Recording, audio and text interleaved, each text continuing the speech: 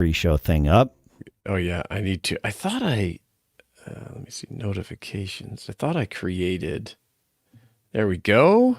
Okay, quote. Oh, for crying out loud. Hang on. Oh, we are live. Okay. We are live. Okay, great. It's just won't go live to our Facebook group. That ability is gone. So. Oh, yeah. Yeah, whatever. But yes, I see that we're live in various places. Let's see. Just now. I'm curious for anyone listening how the sound levels are between Shannon and I, if we are balanced or not. That would be my ask for today. Talking about, I'm trying to type with this terrible keyboard, about hating your customers and leave me alone money. Plus, I'm going to take out that hating your customers, leave me alone money. Okay. Leave me alone money. And all right. living your life while you have it. Yeah. Okay. That's really it. Here we go. And I'm going to post right now. Great. Okay. All right. I am ready whenever you are, sir. Yeah, I'm ready too. Yeah, I'm worried that we might have your audio a little too hot, but you know what? Okay. We're going to find out. It's totally fine. It sounds okay Great. To me. Yeah. Good. Let me get rid of this bot that just jumped into our live stream. Amazing. Love that. Yes, it's good. Okay, and let me find this post that I want to talk about. Hey, tell me where your audio hijack, where that output gain is, that master gain thing. I can't remember if it's at 10 or 12. Oh, it's at 14. It's at 14. Okay. Yeah, we did 14, and if I talk normal, it's great. If I get excited, it's pumping way up there, but not too bad. Change it to 12 for me. Yeah. All right, it's at 12, and I don't know if that's any better or any worse. Maybe the 10 people that are joining us so far can tell us a little smoother, how I sound. A little creamier. Yeah, a little creamier. Yeah. Hey, ready to go. Okay. Yeah, I think 12 is going to be better. I think so. It's hard to say because I don't get to see the StreamYard meters. It'll be interesting when I get back to my regular office if it's the same. We'll just make some tweaks. Yeah. And what we might do is have two presets for the compressor. Yeah, it's a good idea. One for there, one for here. Yep. Yeah, because my other office. So that's great. Yeah. Awesome. I'm ready to go whenever you are. You sound good. Good. Yeah, it's good. God, awesome. I wish they didn't make us do this, but that's okay. Yeah. Business brain. We're all in the right place. Okay. Intro. Okay, great. Let's go. Let's do it. We're there. Here goes. Here goes nothing. Business Brain, episode 543 for Wednesday, April 24th, Administrative Professionals Day, 2024.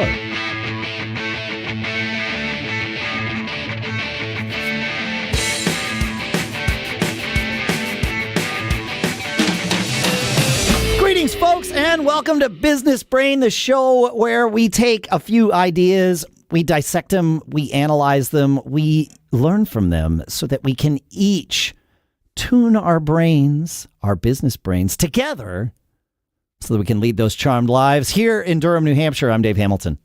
And I'm Shannon Jean. My background is different because I'm not at my office at my house this week. I'm up at our new vacation rental Riversong that we're getting ready to have our first guests this weekend. Oh, exciting. So, yeah, that's it. I'm excited. Got a bunch of stuff to do before that happens. I would agree with that. Yeah. Some people think so.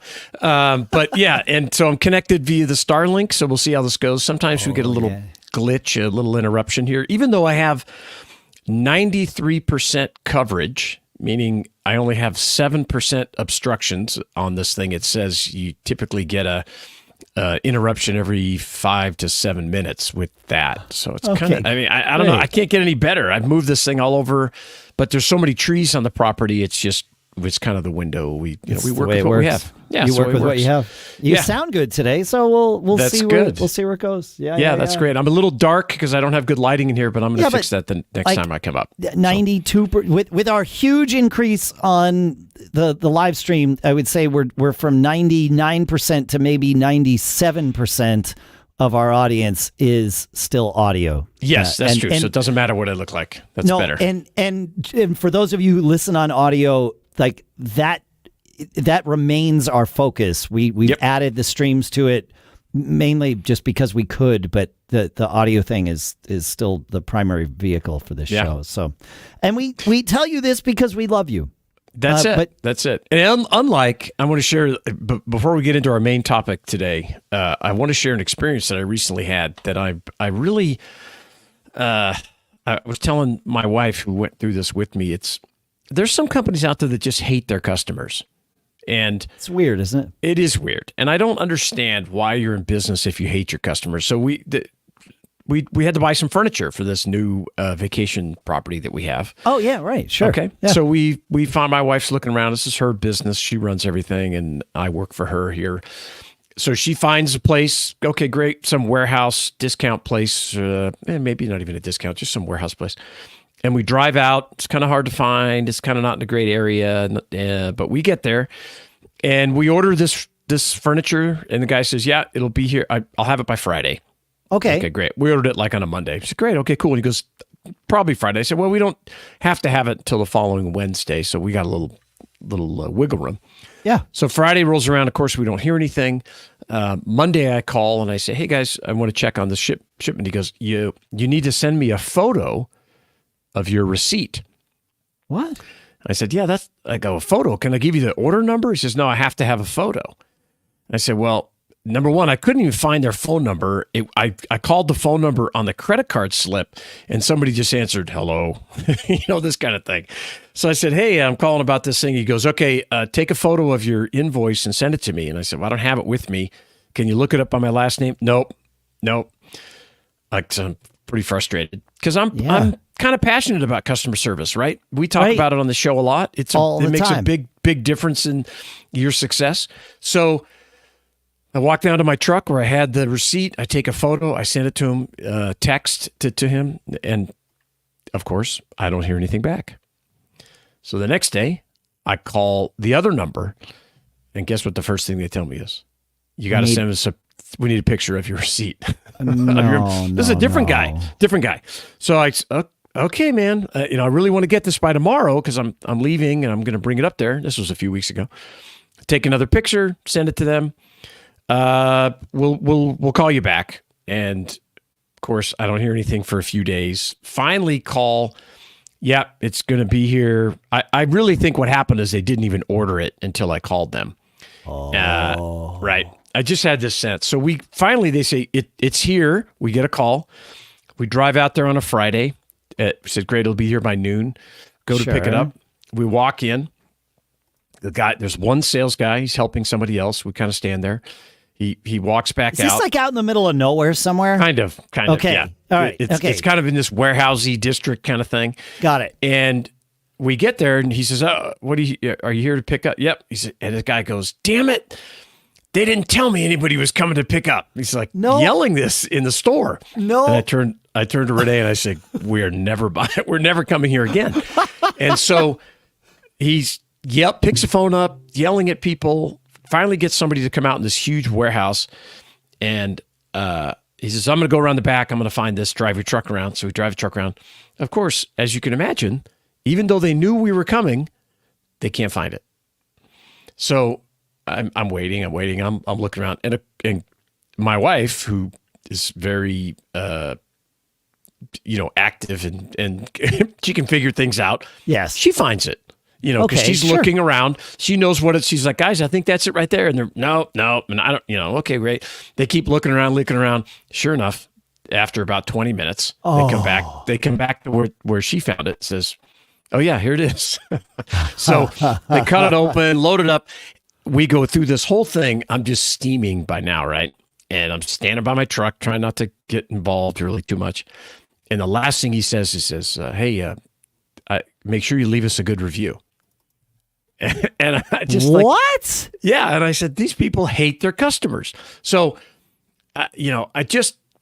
customer service along the whole process is just crucially, important. And, we talked about the two tokens form of customer service, right? Where there is only two tokens. It's either a huge problem or it's no big deal.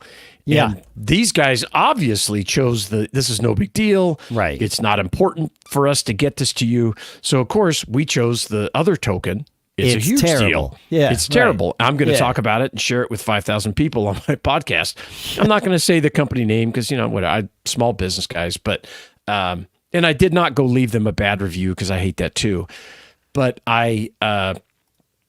it reminds me of this topic today that I've had on my list. And we're talking about. It's like I'm going to follow up with them and go. Let me share this experience with you, fellas, and show you where it failed. The second after you got my money, it just stopped. The whole caring about what our experience was. Yeah.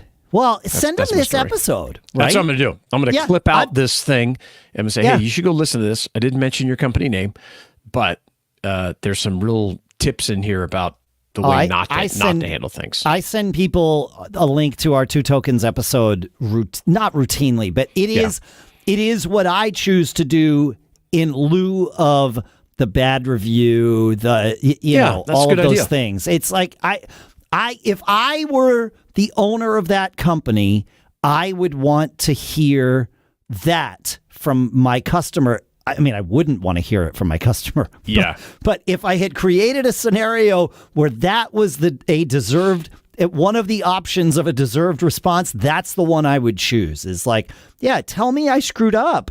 Let me know. Because I'm not sure they care. I don't disagree with you, but but I'm going to point it out and do my help a fellow entrepreneur, small business out. So it's all you can do. It's all you can do, and their response will inform you as to whether or not you will ever shop there again. Yeah, that's true. Yeah. It would be interesting to see if they came back with something positive. Yeah, they might. Yeah. I mean, maybe. You would, I would. Yes. And so I give other people the option to respond as I would like them to. Yeah, there you go.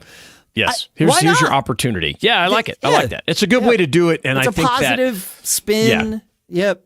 And if I was not a fellow business owner, a fellow entrepreneur, I would have just blasted them in a consumer review. Correct. And have told everybody, do not go here. It's a total nightmare. And but I won't do that. So no, you won't. But depending on how they respond and whether or not you choose to shop there again, if you choose not, I mean, you will tell people about them, especially as it comes up, 2 years from now. Hey, where'd you guys get your furniture? It's either going to be, go to, so-and-so, or, well, I kind of have a story. You got time for a beer? That's right. That's right. Yeah. But anyway, that's it's customer service, nightmare. It's just, I don't get them that often, but once in a while.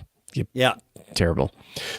But you have a more serious topic that you want to talk about today. I do. I had a weird day yesterday in along these lines. I was thinking about it was reminded early in the day of a former boss of mine who I really loved and looked up to, and actually think about him often. And I haven't had too many bosses. Like even that term, former boss, might come as a surprise, right? Yeah, sure.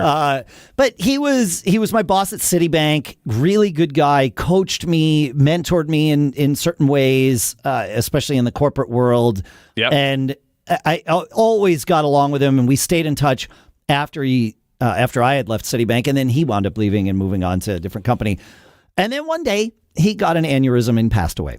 Oh, and that hit me really hard. And this was a guy he had a fantastic career. His wife had a fantastic career. They had two young kids at the time, and one of the lessons I learned from him was to enjoy life. Like he didn't have enough life. I mean, he passed away at like mid-40s. Like this was like, wow. Yeah, that's brutal. Yeah. And but he He traveled when he could. He didn't just work and wait to do all of the things he wanted to do. Don't get me wrong. There were plenty of things still on his list that he wanted to do, right?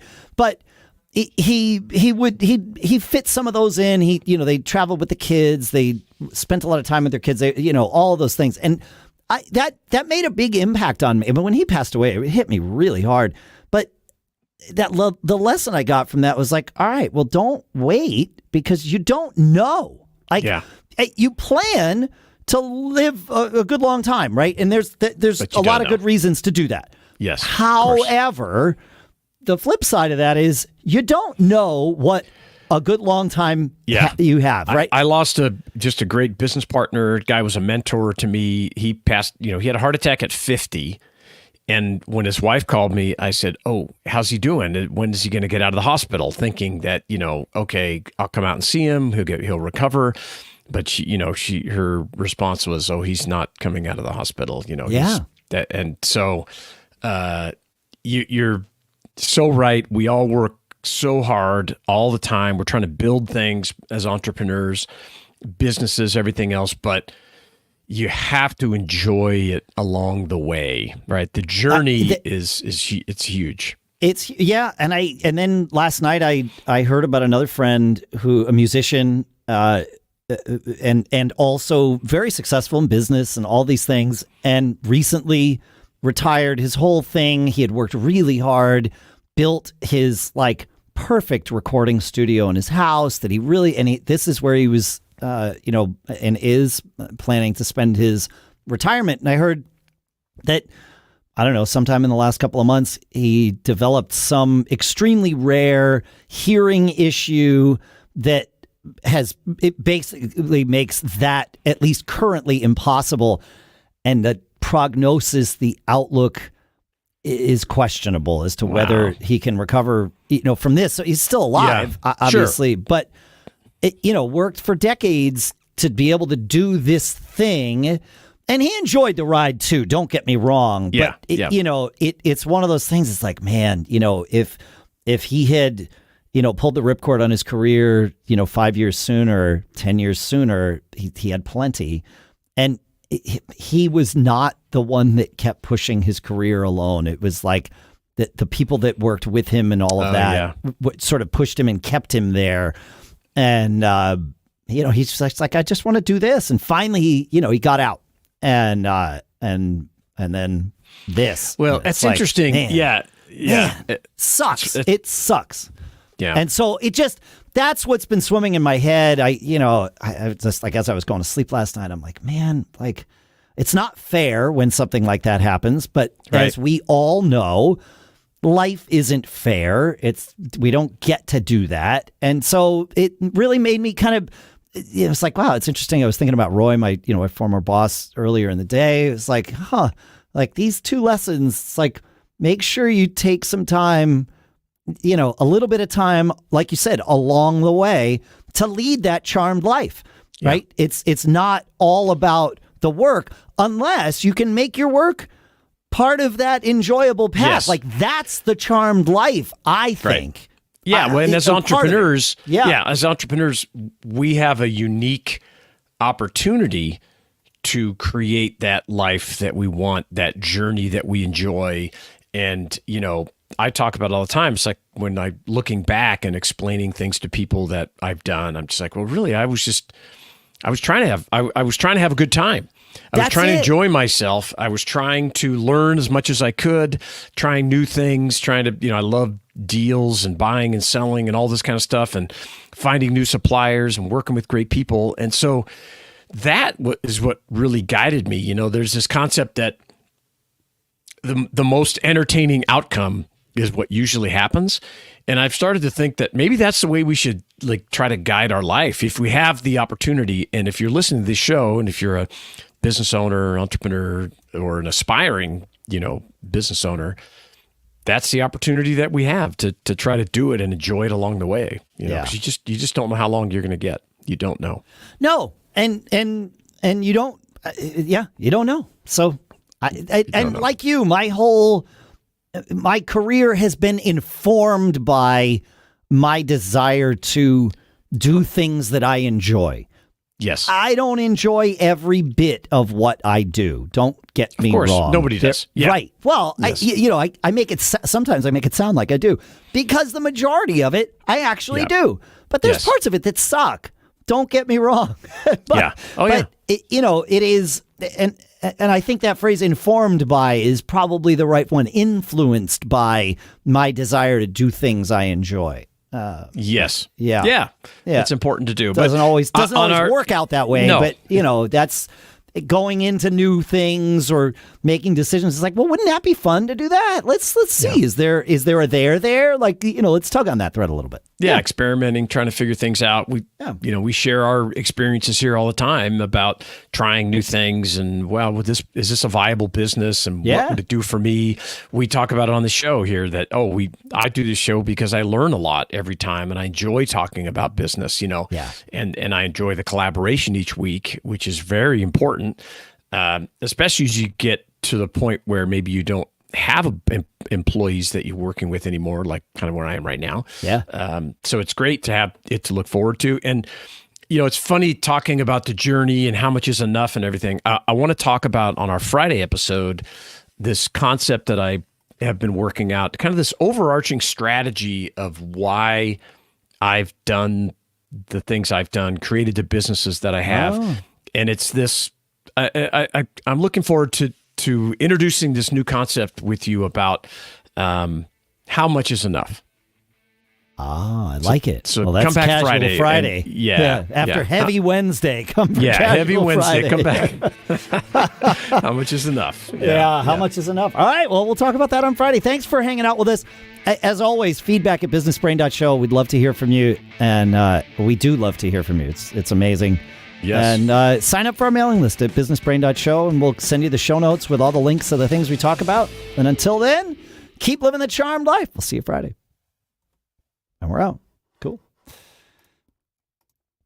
Between the episodes. There we go.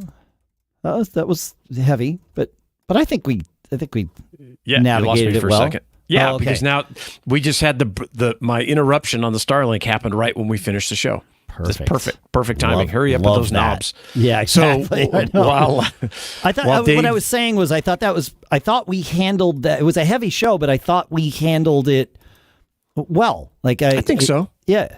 Yeah, I mean, it's tough to talk about. I don't want to talk about it. I don't want to talk about it either. I hate talking about health issues and that kind of stuff, but it's important. It's good to be aware of it because there's parts of this. I mean, certainly we can impact our own health and all of that, but an aneurysm, that's rough, dude. Like you don't get to pick that, and some weird hearing thing, like those things are the things that it's like, okay, you have no control. You don't know.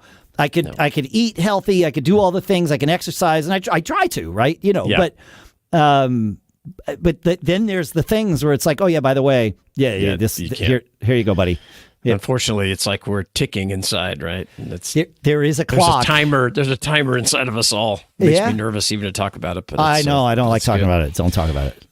Let's stop if you're watching the live stream, we are in between episodes. Dave is going to prep, do some magic on the episode we just recorded to get it ready for me to do some pre-production stuff and create the graphics and post it on the web and push it out to all the podcast episodes. That episode audio will air tomorrow at around 9:00 Pacific time. Yeah. Yeah. And then now we're getting ready to record Friday's episode where I'm going to talk about leave me alone money versus the more well-known FU money and why LMA money is actually better, in my opinion. Maybe because I don't have FU money, but I do have LMA money, and we're going to talk about that and why, how I've been bringing together a concept about strategy and things related to that. So stick around. Okay, it's cool. It's interesting. The algorithm on X is changing this daily. Week. It's daily, and I can tell they're not promoting live stream quite as much as they were last week. Yeah, when we just got we were by now we probably almost had 200. Yeah, we had 200 by the end last week. Yeah.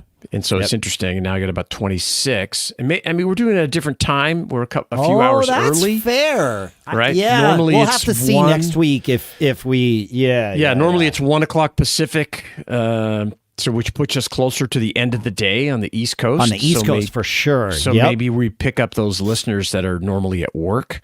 So we'll have to see. That'll be an interesting experiment. So, and we're recording early because you have some event, right? Tonight that you're going to. I do. I'm going to see Fastball in Boston. Oh, that's cool. Yeah. That's awesome. That'll be fun. I love that band. I don't know why.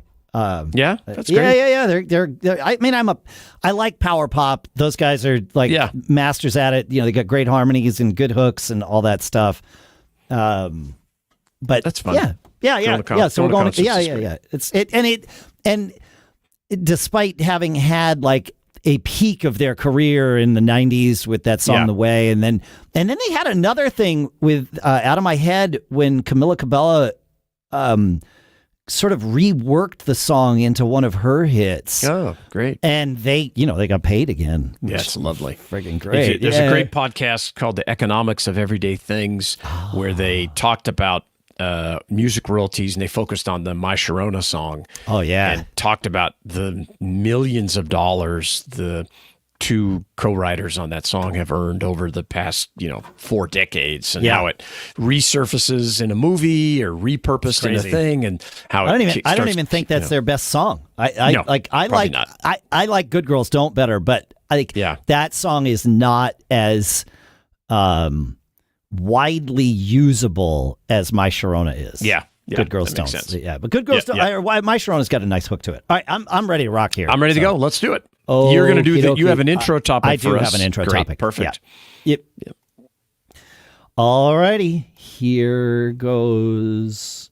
I got to put this in the right order. Otherwise, I confuse myself, and that's always bad. All right. Here goes nothing.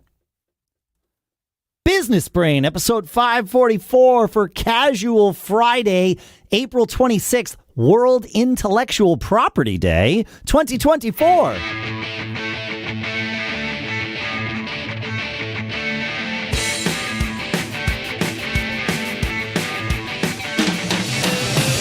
Greetings, folks, and welcome to Business Brain, the show where we take a few ideas, we dissect them, we analyze them, we use them to tune our business brains so that each of us can live that charmed life that we all love. Here in Durham, New Hampshire, I'm Dave Hamilton. And up in the Sierra foothills, I'm Shannon Jean, coming to you from our new vacation rental River Song Retreat that I'll talk about more on a future show once I have the website built and finished. But getting this place ready for our first round of guests this weekend, and glad to be here. Yeah. I'm glad to be here, too. We started the last episode sort of wandering into a conversation about how we've added the video element to this. And really, it's just a byproduct of it being easy to do right now. We're all set up for video stuff. The platform we use to do our voice calls, StreamYard, also uses video. And so we figured, well, we're fine. But I have been thinking a lot lately about the fact that video calls are exhausting. And a lot of the meetings... How are they exhausting? Well, we've found that a lot of the meetings that we have for work stuff, especially when it's the same team getting together regularly, we have stopped turning on our cameras. We use Zoom still because we have a subscription and whatever, and it's a decent platform, and everybody it's already tweaked out and all that good stuff.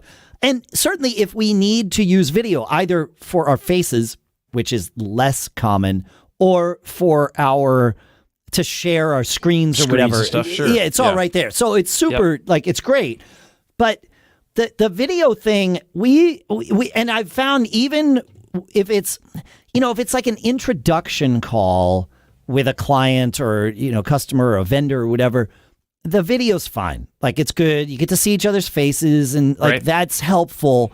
But once it becomes a working call, I will often suggest, hey, let's turn our cameras off so that we can actually just work and not be distracted by this.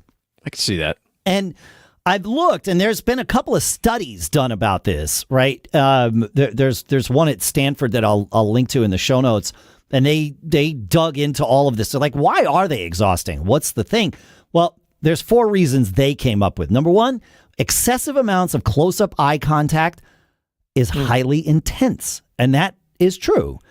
However, I find, and this is certainly just me being, self-focused here, but I think that's part of the issue, that number 2 is that seeing yourself during video chats constantly in real time is fatiguing.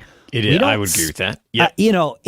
And I've seen other studies that say, that the number is somewhere about 80% of the time. Most people are looking at themselves, not I get that. Yeah. at everybody else. So what do I look like? Am I this or that? Do I look okay? Yeah. Everybody's doing it. It's you look fine, and it doesn't matter because nobody's looking at each other. That's they're all looking at themselves. Yeah. And then there's the fact that video chats reduce our usual mobility, right? If I'm having a conversation with you, you and I are a little different because we've been doing these conversations for 9+ years, tethered to our desks because we do them as podcasts. But if you and I were going to have a chat about something, I would have my AirPods in and I would be walking around my office or on my deck. I would not be at my desk at a computer sitting. I would be moving. And I find I am far more engaged in the conversation that way. I don't have the distractions of a screen just throwing crap at me all the time. That. Yeah, that's true. It is easier to focus because your bells and whistles aren't going off and different things. Right. And then the last thing that Stanford came up with was they said that the cognitive load is much higher in video chats. They say that in regular face-to-face interactions, the nonverbal communication is natural and we make and interpret gestures subconsciously. But in video chats, our brains just have to work harder to try and intuit this on a, 2-dimensional screen, usually with crappy cameras and, all that stuff. So that's interesting. I could see that. I mean, certainly if you're in the room, number one, face to face, you're not looking at yourself, right? You're able to focus more on. We're not looking at each other the entire time. Like you and I wouldn't be staring into each other's eyes for an hour. That would just be super awkward. Yes. We don't do it. Yeah, you'd be looking at things together. Maybe have a whiteboard, do different stuff. Yeah, right. That's a good point. Or just talking, and you wind up not looking like. As I started thinking about this, I started really paying attention to my own sort of habits and mannerisms in person.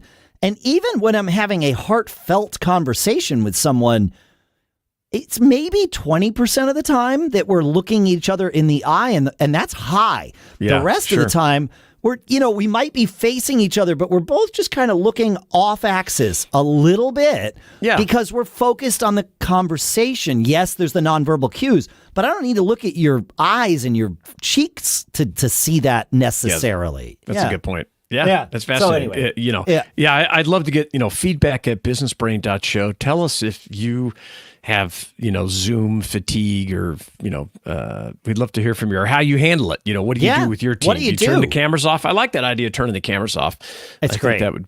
That's a good idea. I freaking love it. Yeah, because then you could do other things while you're talking because you don't need to be so focused the whole time. It's so exhausting, man. Yeah. No, that's great. That's great. I love it. Hey, so I have a guy who's, he's kind of mentored to me, helped me with growth on X a lot. And I'm going to actually have him on the show because he's launched changing how his business works. And I think it's pretty interesting. I'm going to ask him to come on the show and talk about it. But one of the things he's been advising us is to, hey, talk about strategy more, not just tactics. Tactics are the things you did to get what you want. But what is the overarching strategy and thought process that that's driven you to create those tactics, right? Yeah. And so I started thinking about that in my business career life, which has been pretty varied and all kinds of weird, crazy, unconventional things, which I really love. Yeah. And I think I found the overarching strategy that's been driving me since I started my first company in college was that I don't want anyone telling me what to do. That's my strategy. Yeah. And I've created all this stuff around it. And so in order for not to have people, not tell me what to do and be able to make my own decisions, I needed to get some level of success. And, lots of people talk about FU money. You can do whatever you want. Nobody can cancel you. Sure. Yeah. Yep. But I don't, I think more important to me, and what I'm calling it is leave me alone money, LMA. And I think LMA is more powerful than FU money, and I'm going to share why here. And one of it's just enough money to do what you want, create really interesting businesses that experiments and see, work with great people, and be able to at the same time build this great life for your family because you've got enough. You're still hungry, right? Yes. Because the opposite is you get a ton of cash, it can create this crisis of complacency. Yeah. No, we talked about. Yeah. Well, I said that a couple of weeks ago. How do I put the chip back on my shoulder? Yes, right? exactly. Yeah. So it's not so much that you think, okay, this is it. I've achieved it. I'm at the end of the journey, which is a big, big mistake in my opinion. I was thinking. We talked on Wednesday about that friend of mine that kind of retired and then started having this hearing issues and that sort of thing. I was thinking about other people like that. Steve Jobs, he retired and then his health went downhill, and his health was going downhill already. So that might not be a great example of this. But it's such a common. But it's a common thing. I was thinking about the drummer from Rush, Neil Peart. He worked really hard. He always enjoyed playing. He didn't enjoy touring. Finally was able to retire from touring and doing all of that. And he had been through a ton in his life. He had lost his family early on. He'd built up a new family, retires. Within a year after retiring from, playing drums in Rush, he found out he had a brain tumor. Wow, and it's tough. I don't ever want to stop. Retirement scares me too. Yeah, retirement sounds horrific. Yeah. But being able to choose what you do, that's where the power lies.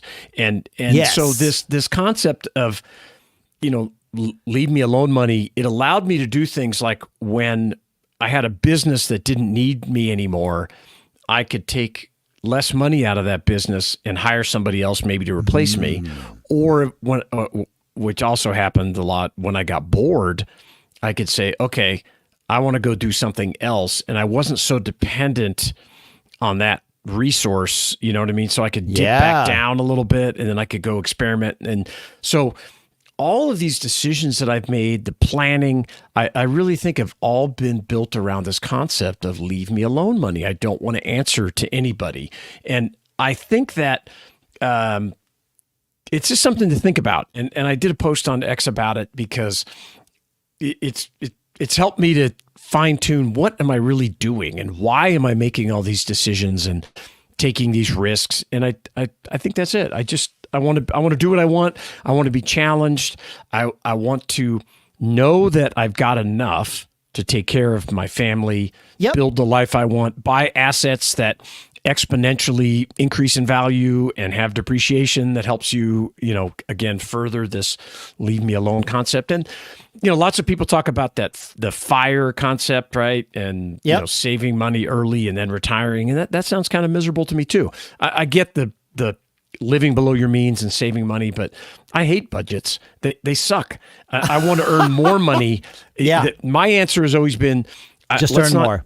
Yeah, let's not do the budget. I don't like balancing my checkbook. Let's just make more money, and then we'll figure it out. So, I'm interested to see if anybody else has this, idea of, this leave me alone concept, or is everybody really chasing this FU money, which maybe is a much higher dollar amount? I don't know. It's interesting.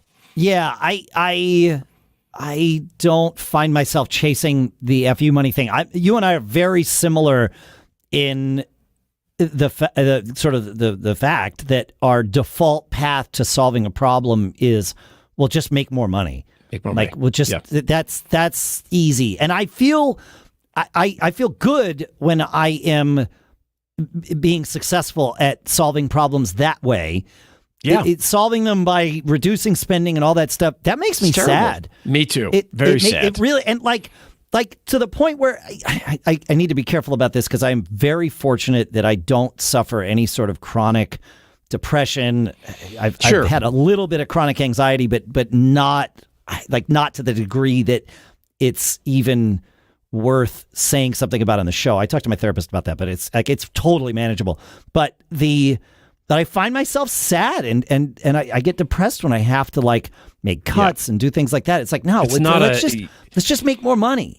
Yeah, that's the abundant framework, right? It's like, there's more out there. How do I get a piece of it and it enriches everybody that's around me? Yeah, hopefully, how do I? Right, it's not about me. No, it's about like let's just make the business more, more flush with fuel, which is business is cash, and then we can sort of relax and enjoy the things. Yeah, and if that business can't scale, well, let's go start another one. Let's go do something different and find a way to make it or do a side hustle. I mean, I've owned 10 companies like you have, and I still have side hustles along the way. I kind of feel like every one of my businesses is a side hustle. That's an episode right there. Bingo. That's interesting. Every business is a side hustle. I love it. Every one of mine is. I don't know. Yeah. We'll talk about that next week. I think that's great. Yeah. So I'll explain what I mean by that next week. Yeah, that's a good topic. But I mean, if you're listening, help me refine this leave me alone money. What are the pieces of it that need to come together to where you don't have to answer to someone else? Yeah. That you can make those decisions. What is it? Is it a dollar amount? Is it the way, or is it a cash flow amount that's more important? That may be it, right? And so you're going to hear more about this LMA money over time as I develop this concept, because I think there's a lot to it, and I like to think about what's the driving force behind these decisions. I love it. This is great.